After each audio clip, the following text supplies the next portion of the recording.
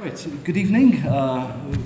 Welcome on behalf of the Department of Philosophy for this research seminar, which I should say is the first in a series of 3 that will happen in very quick succession. So there's another research seminar tomorrow week on the 5th by Professors Tiziana Andina and Mauricio Ferraris from the University of Turin, and then a week later on the 10th, Nikki Young and Robert Farrugia will also be giving a seminar. I'll give you the details at the end before we wrap up. But today it's a great pleasure to welcome amongst us Professor Michael Festl from the University of St. Gallen in Switzerland. Professor Festl has published extensively on the subject, or part of the subject of today's talk, John Dewey, and he is also working on an ambitious project on the history of liberalism, or should I say liberalisms? No, there it's liberalism. Liberalism there. And today's talk is experimental democracy and approximation via John Dewey's liberalisms. There it's in the plural, and that I'm sure will be one of the very interesting points which we'll listen to today. So, Michael, all yours. Yeah, thank you so much, Jean-Paul. Thank you for this possibility to talk here, and thank you all for coming today. Yeah, so part of the goal of this talk, or one goal of this talk, is to make John Dewey, this American philosopher who lived from the middle of the 19th to around the middle of the 20th century, he died in 1953, to make him a bit better known throughout Europe, because that's part of my job description with the John Dewey Center in Switzerland. And the other thing is, the second goal here is to introduce you, besides introducing you to his thought, to his philosophical thought, is also to say, or that would be my further thesis, that I think this experimental democracy that he developed, that this is still relevant today, and that this is a way of moving forward with the crisis in liberalism and the crisis in democracy that we have seen in the last couple of years. I will not say so much on this second point, but I just thought that it's important, or out of honesty, you should also hear this, that this is not a hidden agenda or anything. But of course, this is up for debate, and I look forward to the Q&A, where we of course can also discuss the current relevance of this experimental democracy by John Dewey. So the first thing is, John Dewey doesn't have an experimental democracy. That's not one of his concepts or one of his notions. But this is, that Dewey has this kind of democracy is a very deep prejudice in a sense. I will say later that this is not entirely wrong, but that you associate Dewey, especially here in Europe, that we associate him so closely with this notion of the experimental democracy. This is somewhat strange, because Dewey himself never speaks of his democracy as an experimental democracy. He sometimes describes his democratic project, and what he wants to see is a more creative democracy. Sometimes he also says that democracy must be radical, but he never says that democracy must be experimental, interestingly. I could probably have some inclination of where this idea comes from, that Dewey has this experimental philosophy, and is especially strong in the German-speaking world, so in the part of Switzerland I come from, in Austria, and especially in Germany, that Dewey is so closely associated with that. And it has a lot to do with Jürgen Habermas and his reading of John Dewey. But I won't say so much about it, because I also think it's somewhat, in a way, it's also obvious to believe that Dewey has an experimental democracy, although he never uses the term, and I did it digitally. So if the term is there in his large work, I would have probably found it, or Google would have found it, but Google didn't, so it must be true that it's not there. If Google doesn't find it, it can't be real. But I think it's somewhat obvious that he must have something like this, because in the philosophy of science and in epistemology, this is where Dewey is best known as a philosopher, and where he would see himself, where he would see his expertise in philosophy, in epistemology, and the philosophy of science. And I heard that some of you also know him as an educator or as a psychologist, which he is too. But when he is a philosopher, he sees himself mostly as an epistemologist or a philosopher of science. And in philosophy of science, Dewey is one of the first, probably not the first, but one of the first to really tell us that the experiment is central to the progress of the sciences. So he says a lot and praises a lot experiments as a part of his epistemology. And at the same time, we all know Dewey as a stout defender of democracy. Politics, he is known mostly, in political philosophy, he is mostly known as the philosopher of democracy.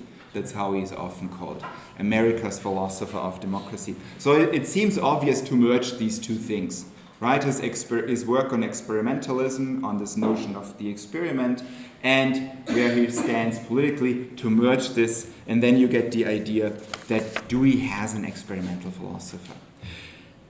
Which is, however, not really the case, as I already said. He does not develop that. He does not really develop this notion of an experimental democracy, and he does not really talk about it implicitly either. But still, I would say it's not wrong to speak of Dewey having an experimental philosophy, so because one can connect these two parts, the experimentalist part of his epistemology and the democratic part of his political philosophy, and then we get an idea, and hopefully an inspiring idea for our time, and not only one that is historically important, although history is of course important in its own right too. But I think in this case, it's both. When we do this, we can get hopefully a meaningful understanding of experimental philosophy. And that's what I want to do now, and I start with Dewey's epistemology and philosophy of science, hence with that part that is more closer to this notion of experimentalism. Dewey saw himself, as I already said, mostly as a theoretical philosopher. One of his major works is Democratic Experimentalism. This is a work from the German-speaking world. It's a bit too small here, sorry that you can't see this, but I just introduced some of these works. But here, this is maybe his most famous work. Even I can read it from here, Experiment and Nature. This is very important for him. So here, Experiment and Nature, that's considered to be his major work. And here you already have this idea of experience and the experiment, experience and nature. Sorry, that's the title of the work, Experience and Nature. And here he talks a lot about experiments. And as fallout from this epistemology, we do have his notions on the experiment. So I cannot tell you everything about Dewey's theoretical philosophy, so I want to use a slight detour. I want to use one passage from Wittgenstein, who maybe more some of you are more familiar with, from his book Über Gewissheit, on certainty. And here you have many important ideas from pragmatism in uncertainty. That's the late Wittgenstein. We know now increasingly research and evidence to what strong extent, especially late Wittgenstein, was influenced by James and Dewey as the main pragmatists. And here in uncertainty, Wittgenstein has, I believe, a very memorable picture. A very memorable picture that is also representative of the pragmatist epistemology. And this memorable picture is when he talks about worldviews here. Right, so Dewey has a reputation, and this reputation he gained for a reason that he's rather dry and sober and sometimes boring to read. That's not the case with Wittgenstein, right? Wittgenstein has this beautiful picture when he talks about the worldview and the sentences that we keep correct, and that when he wants to say that both influence each other, which is of course against Bertrand Russell's more atomistic kind of philosophy. And Wittgenstein here introduces this memorable picture of the river and the riverbed, right? So the riverbed is the worldview that we have, and this is used as how the river can run, right? A riverbed determines to a large extent how a river can run. And in the same sense, Wittgenstein says the worldview determines to a large extent which sentences we hold true and which we do not hold true. And this is also a central thought of pragmatism, right? That we are shaped by our worldview. But also at the same time, and that's what Wittgenstein adds too, and that's also out of the pragmatist playbook, he also says one can also reverse that image. One must also reverse this. Also, the sentences that we start to hold true, they also determine our worldview, right? So just in the other way. So just think again about the river and the riverbed. It's not only that the riverbed determines how the river flows, no, over a longer time at least, it's also that the river shapes its own riverbed, shapes and researches and reshapes the riverbed. And here I quote from Wittgenstein, I quote the English. In the German it's even more beautiful, but in the English it works quite well too. He says here, I distinguish between the movement of the waters in the riverbed and the shift of the bed itself, though there is not a sharp division of the one from the other. And the bank of that river consists partly of hard rock, subject to no alteration, or only to an imperceptible one, partly of sand, which now in one place, now in another, gets washed away or deposited. Right, so here he says basically, explains a little bit in this beautiful picture, I believe, and also a picture that works well, on how it works, on how the two influence each other. And that's I already said this, that's really the central notion of James's and Dewey's epistemology put into a much nicer picture, a picture that Dewey's work rather lacks. For William James, if you have read him, he also has beautiful pictures here and is also rhetorically brilliant at times, but he does not talk so much about this issue.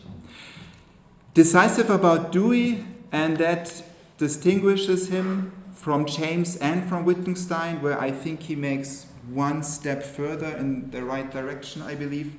Dewey says, while this is a correct understanding of the relation between single sentences and the worldview that we have, he says we should not keep there. We should go one step further. And that's when he introduces this notion of experiment, which you don't find very prominently in Wittgenstein, at least not as prominently as in Dewey, and which you rarely, if at all, find in James. Because what Dewey then says, and he calls this experimentalism, and sometimes he also calls it instrumentalism, he uses these terms interchangeably, and what interests Dewey now is not so much how the river runs and how the river shapes the riverbed and how the riverbed shapes the river. He's more interested in the fact that we, especially as human beings, but animals do that too, think about beavers, that we can intentionally rebuild the riverbed, that we can intentionally do things to the riverbed and thereby see how the river flows in a different kind of way, right? So we can just alter the riverbed. And that's most important for him. And when we alter the riverbed, we should take a look at what is happening to the river. Is that then, with an altered riverbed, is that a river that runs better, that gives more flourishing, more happiness to people? Is it then a better river or is it a worse river? And if it's a worse river, we have to go back to the old riverbed maybe. But if it's a better river, we can still think, what else can we do to make it even better? And this is what Dewey calls experimentalism. Experimenting with the riverbed, or instrumentalism. So Dewey is more, you may like this or not as epistemologists or philosophers, and many philosophers don't like Dewey for that reason, but Dewey is more in the camp of manipulation, of trying to do things and see what happens. And very importantly also, redo them if it doesn't work. And this is experimentalism according to Dewey.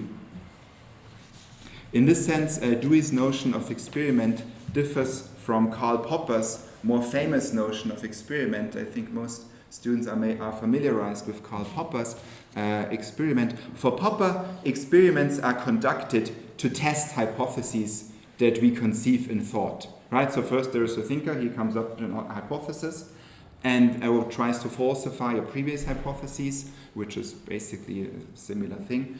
And then he makes an experiment to test whether his or her hypothesis is better than the older one, or whether it can falsify a previous hypothesis. According to Dewey, this is not so much what experiments are about. Experiments are not so much about testing beliefs. They can be that too, but Dewey does not think that this is crucial about them. For Dewey, experiments are crucial for giving us new information, crucial for finding new hypotheses, right? So it's not that experiments test what we think is correct, but rather that experiments help us find new things that may be correct. And here, of course, you see a bridge to pragmatism, right? To start from the action. In Popper, you rather have this notion you have to come up with something in thought, contemplation, something like this, having a great innovative idea in your head, and then you test it in doing. And the key notion of pragmatism is to somewhat turn it around. We start with the experiment, we start with the pragma, we start with the action, and then comes the reflection on the action. And here you can see that sedimented, this basic thought, you can see it sedimented here also in this experimental, in this notion of the experiment. What Dewey calls is, I think there is a good name for it, explorative experiments. Explorative experiments. Again, you cannot read this, but there is a great book by a philosopher of science from our time. His name is Friedrich Steinle, and he wrote a book about explorative experiments. And in this book, he shows, I don't think that the Steinle that he knows Dewey, or that he probably knows him, but that he does not work with him. But he says what an explorative experiment is, and he finds this in the work of Michael Faraday on electrodynamics, and in the also in the work of André-Marie Ampère. He really shows how they came to their hypotheses and to their new theories. And when you read this, Steinle frames it very much as opposed to being Popper. And when I read this, I thought this is clearly giving kudos basically to John Dewey's thought, although the Steinle is probably not aware of that, right? So this is this new notion. Charles Sanders Peirce, who many consider the founding father of pragmatism, he also has something similar when he talks about abductive reasoning and connects it to inductive reasoning, just in case you're familiar with these thoughts. So Dewey's insistence on redoing our riverbed is meant to help find us new and better ways of living. Experiments are not only tests of predefined hypotheses, but ways to find better lives.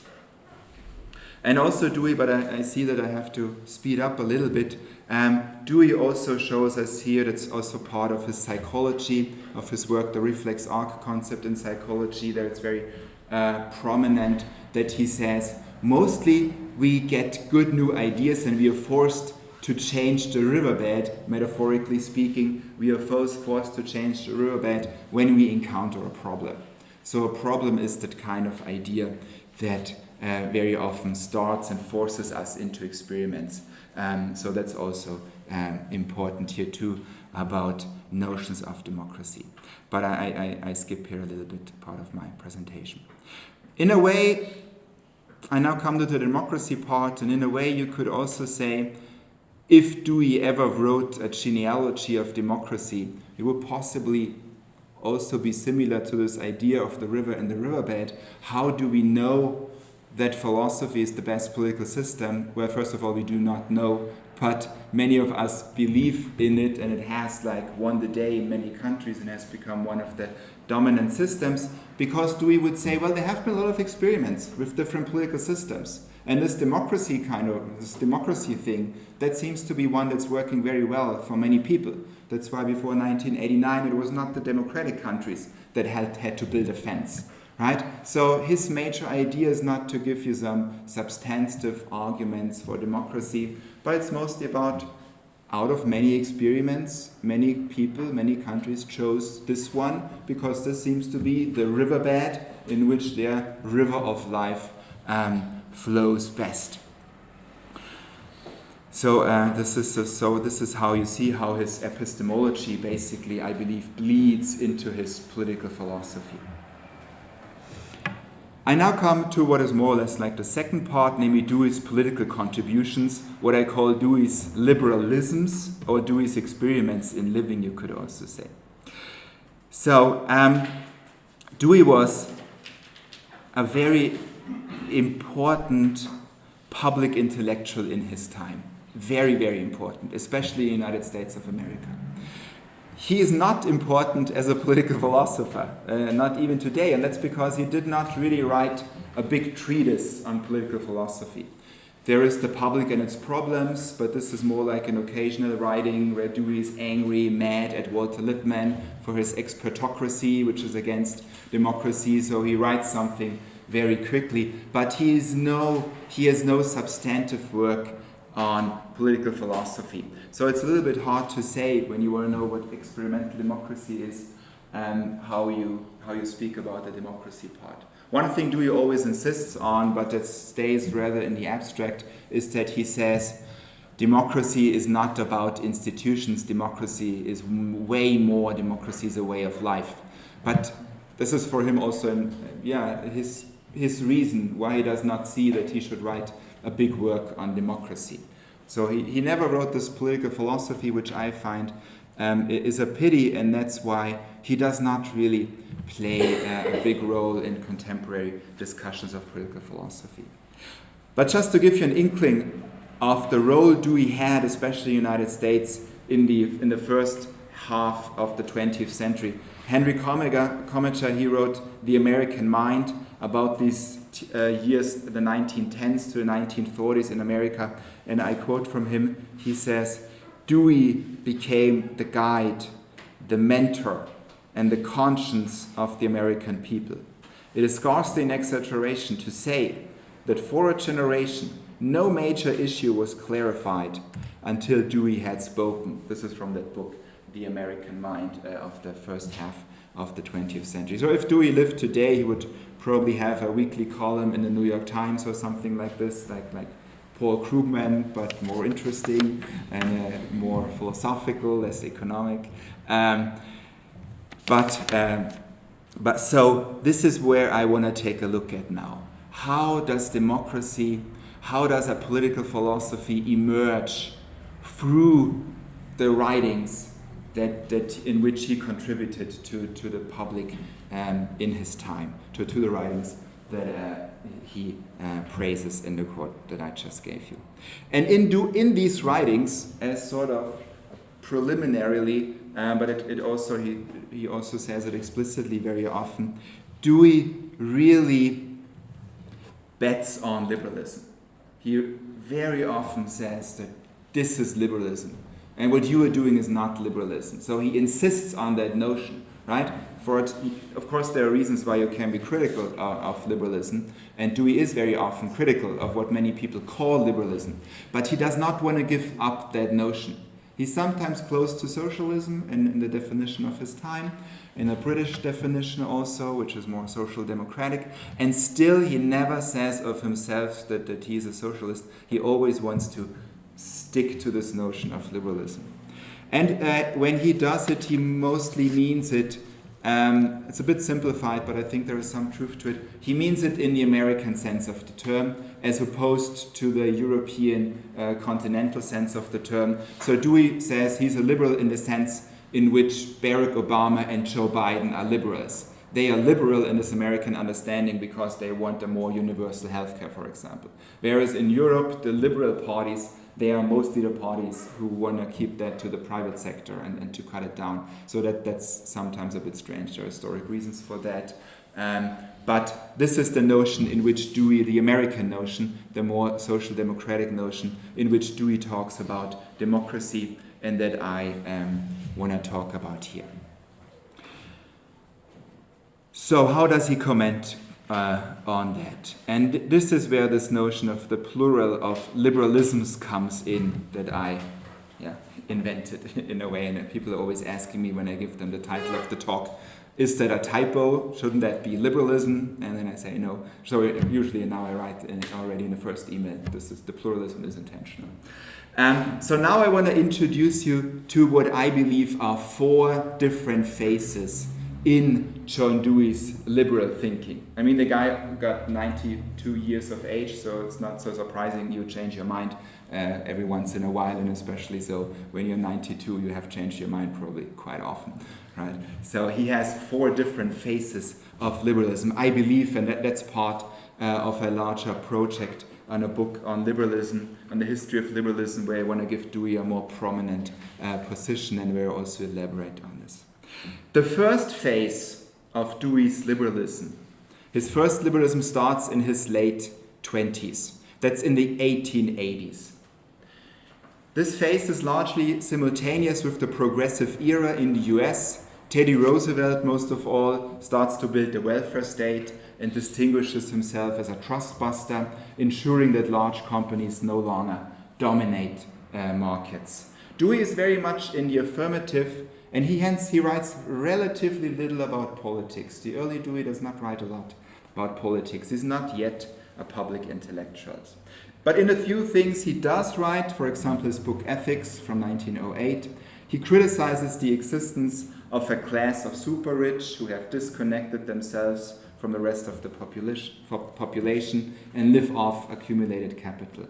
I will now read a little bit and not talk freely for time reasons and also to get it across more clearly. So if anything, Dewey hopes that Roosevelt and co. would push the established social insurance system further, add universal health care, strengthen the rights of workers. At the same time, Dewey is far from socialism, which is in this time the latest intellectual fashion in the US. Instead, Dewey, in essence, this early Dewey, he also affirms capitalism, but admonishes that the system needs to be checked by government regulation. Overall, Dewey is satisfied with where things are going and doesn't say much about liberalism. Never change a winning team, that could be his motto.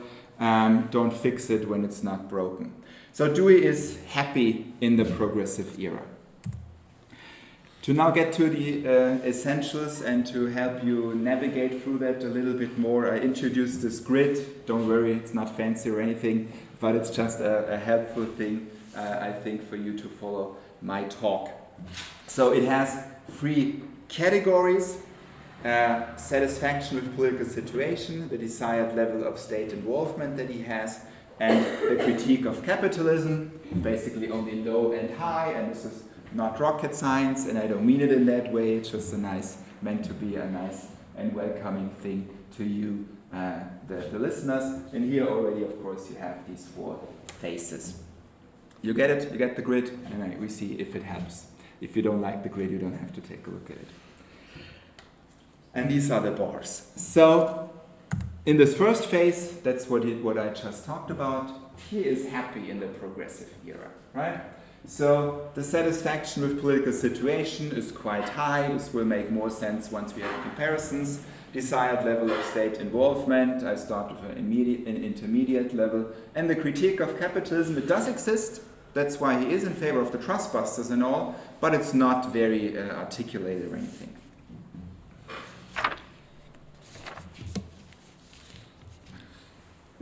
So he is happy in the progressive era. World War I, this is the turning event. World War I heralds the second phase of Dewey's liberalism, so that starts in 1940 basically. Now Dewey explicitly acknowledges liberalism, for example, as opposed to the empire kind of thinking of the Germans, which they are fighting at the time, or which Dewey wishes that America would be fighting too. So he explicitly acknowledges liberalism as opposed to empire, for example, or to monarchies, while still affirming the social policies of the previous era. But the experiments of the First World War leads him to expand his positions, and in 2 senses. First, Dewey says the war demonstrates how important the health of the population is. Still the basis of success in war in the First World War, not only on the front, but also, and more importantly, he says, for the war effort at home. The upshot for Dewey is that his home country desperately needs to fix its slum problem. The endemic poverty at the heart of the richest country in the planet, how he calls it sometimes. Second, World War I calls for introducing an international order. This is the only way to secure peace, he says.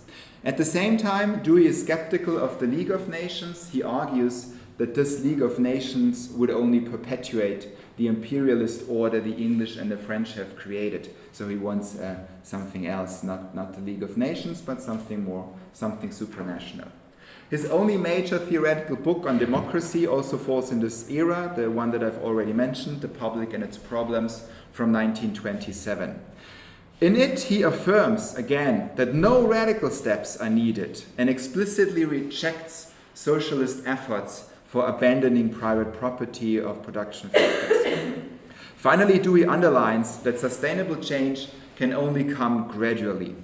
There is one of his most famous quotes in that time: "Progress happens piecemeal and not in one go." So what does Dewey? I think he awakens with World War I and he becomes now a conscious liberal, affirming the tradition, affirming the notion and defending it in this war, and also telling us what this notion would entail for America to go forward, for example, eradicate poverty. The three categories alter only slightly. The critique of capitalism barely registers. The war is more important now. The state involvement is somewhat higher, since he now realizes also the necessity for a supranational political order that comes to it. The satisfaction with the political situation, I think it goes down a little, since the newly desired supranational order isn't really materializing. This does not work as Dewey wishes it would. So not a lot of change. The major change here, that he becomes this conscious liberal, that a political Dewey awakens. This is the time where he starts writing his public treatises, where he starts interfering, and he becomes a very prominent voice in the ones who want Woodrow Wilson to enter the war on the side of the French and the English, but that happens only later, too late, Dewey would say. Let's come to the third phase, and now buckle up because it's about to get wild. Dewey, the next phase, opens with the Wall Street crash of 1929, I would argue, and the Great Depression that follows. This triggers Dewey's third phase. Dewey is especially alarmed by the inadequate political responses as he sees them. First, there is President Hoover, who answers the crisis with austerity measures and thereby exacerbates, as historians today agree, the crisis. Even worse, Hoover does his austerity in the name of liberalism. And there Dewey protests quite extremely. This is not liberal. Austerity is not liberal. But Dewey at the same time, when then very quickly Hoover has to go and Franklin D. Roosevelt is voted into office, Dewey remains very critical. Roosevelt takes over in 1933, and Dewey does acknowledge that Roosevelt's measures go in the right direction. Yet he says that they are by way not enough, they are not far-reaching enough. And the aid it pays out vastly favors the rich over the poor in what Dewey says is a wrong trickle-down mentality. And Dewey also hints, and this I find very admirable really, that at least he hints at that, at a notion that is rarely thematized at that time, but that historians of our time, historians of the New Deal, emphasize. Dewey hints that the New Deal helped, that it is done in a very racist fashion, that it largely favors the industries that predominantly hire white workers over ones that hire only black workers. So that there is even a racist element in the New Deal. This is also what he says cannot be combined with a true liberalism. which is not really a topic for most liberals at the time, unfortunately. So Dewey does stand out here. Worst of all, Dewey concludes that the New Deal solves the current crisis at the cost of conjuring up a new, probably even more extreme crisis. So since both parties fail, Hoover was a Republican, FDR a Democrat, Dewey calls for a third party, and one that is modeled after the European Labour parties, especially the British one. This is Dewey's most radical phase. In his central liberal treatise of the time, rather a short work, but one I can recommend very highly, Liberalism and Social Action from 1935, Dewey denounces the money culture, it's a quote, the materialism, the commitment to making money, and the complete orientation of technological achievements to private profit. So he calls for severely limiting, if not ending, private property. He speaks of words that you haven't heard from him before. I quote, socializing the forces of production. He abandons his commitment to gradualism. Now he says, liberalism must become radical, he insists. So Dewey becomes radical with the Great Depression. The critique of capitalism really skyrockets. Conversely, the satisfaction with politics hits rock bottom in that era.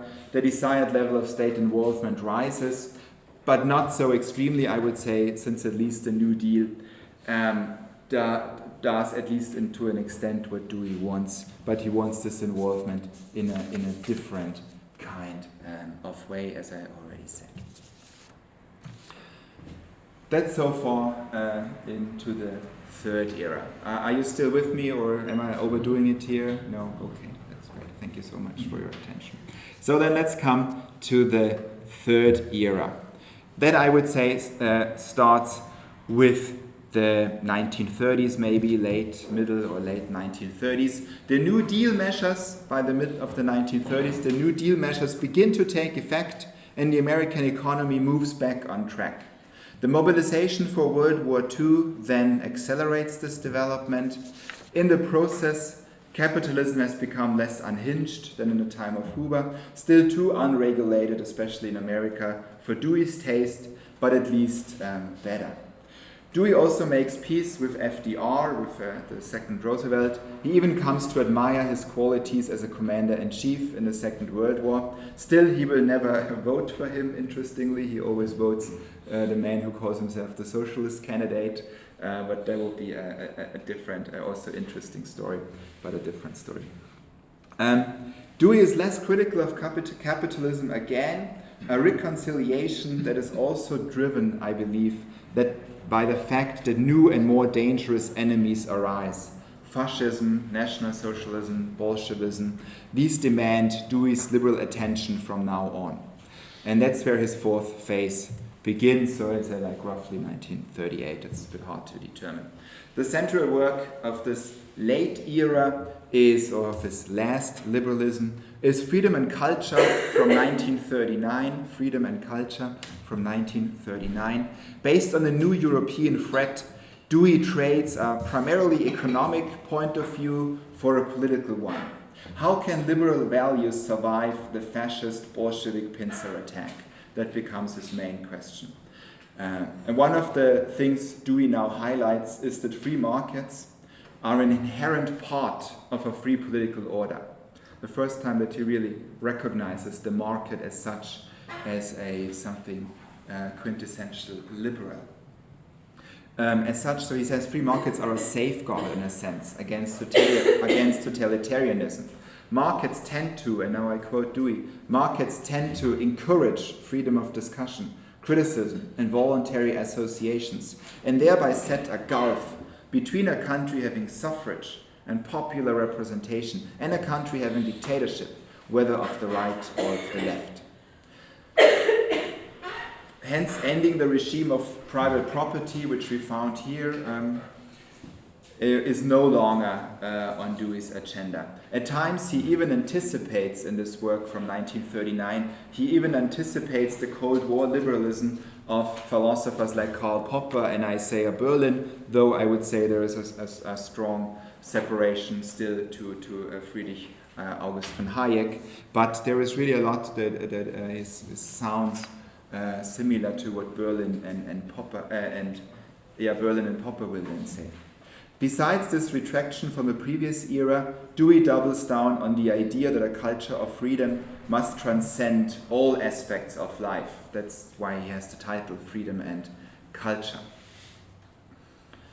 Not only politics, but also work, art, religion, and science. He repeats his claim that capitalism needs government regulation, and hence I call this last era of Dewey's life, of Dewey's liberalism, which ends with his death in 1952, the reconciliation and the fierce new enemies.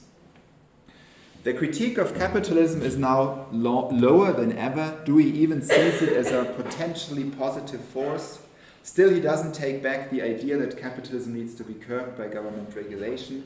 The satisfaction with the political situation is still mixed. At least he's never as happy to be born American, but deeply concerned about the situation in Europe. Of course, just take a look at this time frame. He's worried about Europe at the time. And these are his 4 liberalisms. That's John Dewey's liberalisms.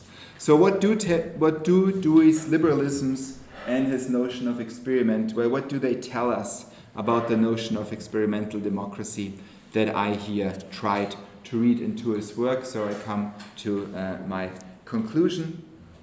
And the first thing that is striking in my opinion is how radically Dewey can change his mind, right? This is, take a look at the eras, he really changes his mind pretty drastically in the last 3 eras.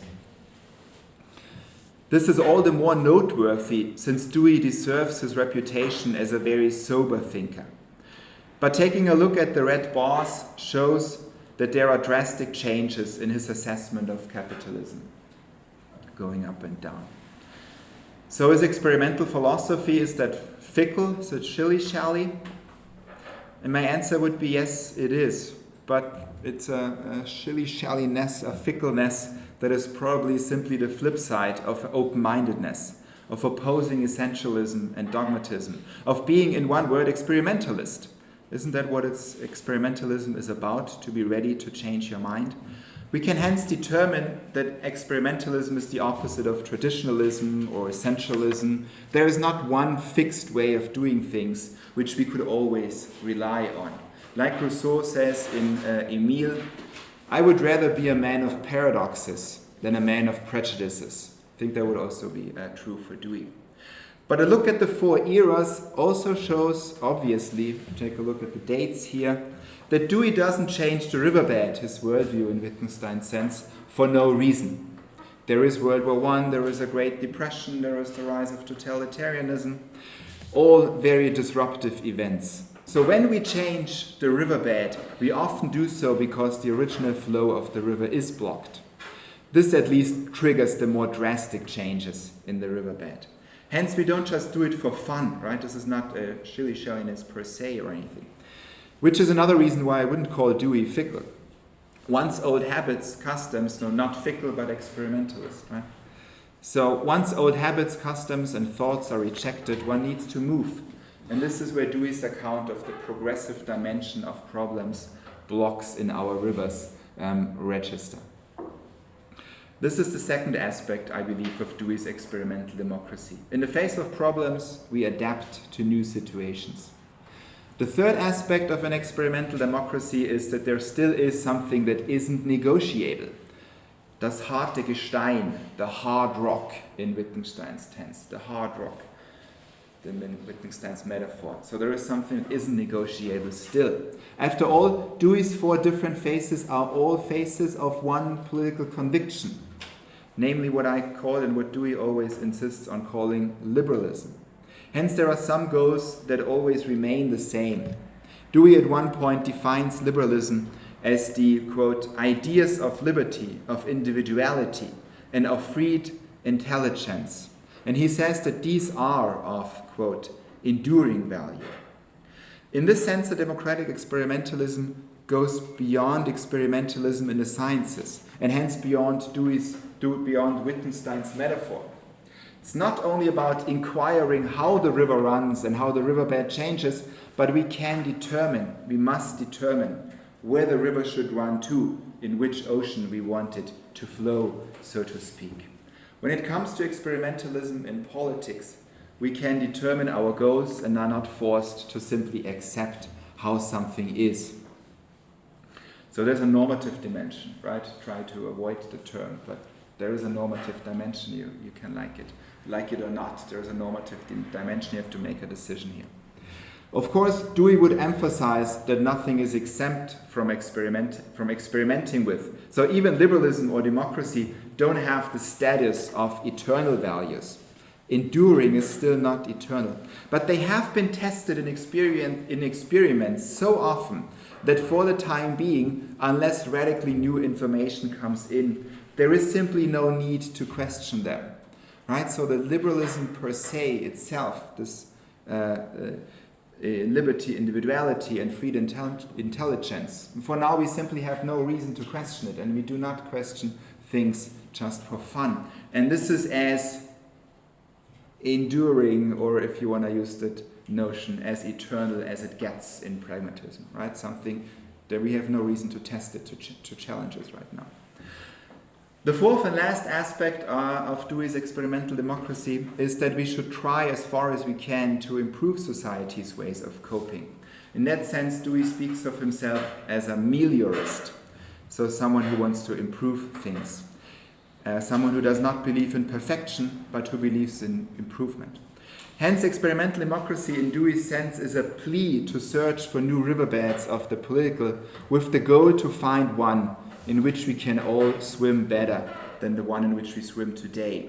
We should experiment, especially in the face of problems, but not only then. We should experiment with our worldview, with the current norms and practices of our action, so as to find better ones. How this can be done, elections, demonstrations, referenda in Switzerland, very important, and writing political opinion pieces, that would be the topic of a new talk. But what should also be clear from Dewey's liberalisms is that this is exactly what Dewey tried to do in his time, most of all with his vast political contributions into which I now tapped. And this makes him, I believe, and his liberalism, a textbook case of an experimental democracy. So he not only has this notion as soon as we start to read it into him, but he also embodies this notion and sort of lives it. And this is the end of my talk here as I speak of the virtues of an experimental democrat. Thank you so much for listening. Thank you.